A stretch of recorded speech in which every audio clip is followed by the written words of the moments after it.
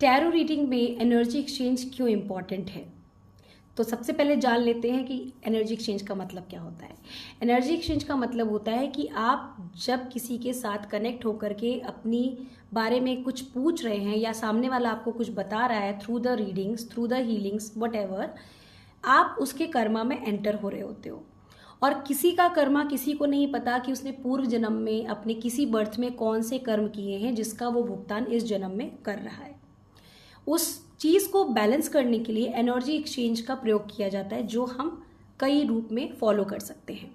पहला, energy exchange, क्योंकि इस दुनिया में हर चीज एनर्जी से बनी हुई है, तो आपको कुछ दे करके ही कुछ मिलता है। जैसे जब हम पृथ्वी पर जल देते हैं, पेड़ पौधों को जल देते हैं, तब हमें फल या फूल या पौधे या छांव मिलती है।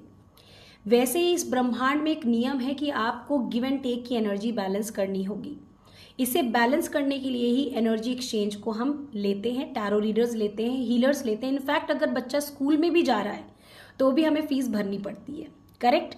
सेम वे अगर आप पंडित से भी पूजा करा रहे हैं तो आपको उसे दक्षिणा देनी पड़ती है, ताकि आपके जो कर्म पे उन्होंने कार्य किया है वो उनको फल ना जाकर आपको ही फल मिले। इसलिए एनर्जी एक्सचेंज लेना बहुत ज़रूरी है और देना भी उतना ही ज़रूरी है। नाउ इस सेकंड वीडियो में मैं आपको बताने वाली हूँ कि एनर्जी एक्सचेंज देने के तरीके बहुत सारे होते हैं, जिसमें कि पहला तरीका होता है कि आप किसी को पैसे दे करके अपना काम करवा सकते हैं, राइट। जैसे आपने टैरो रीडिंग लेनी है तो आप सामने वाले ने, टैरो रीडर्स ने आपको एक पर्टिकुलर फीस बताई होगी, उस फीस को ही एनर्जी एक्सचेंज कहते हैं। यहाँ पर फीस नहीं कहा जाता है, एनर्जी एक्सचेंज कहते हैं। उसका रीज़न है क्योंकि हम एक एनर्जी के बदले दूसरी एनर्जी रिसीव कर रहे हैं। एक एनर्जी दे रहे हैं और दूसरी एनर्जी रिसीव कर रहे हैं, तो इसे एनर्जी एक्सचेंज किया जाता है और एक्सचेंज कहा जाता है। सेकंड, आप यदि कभी किसी के लिए कुछ करते हैं तो कोशिश कीजिए, अगर आप पैसे नहीं दे रहे हैं तो आप, अगर सामने वाला आपसे पैसा नहीं मांग रहा है और आपको लिए काम कर रहा है, अगर फ्री में काम कर रहा है तो बेसिकली वो फ्री नहीं है।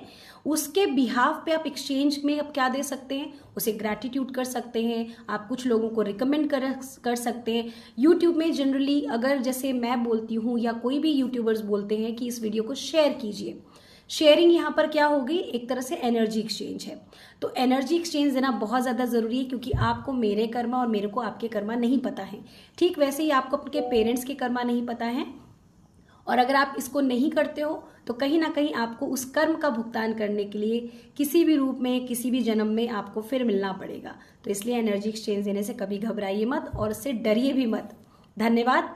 और आगे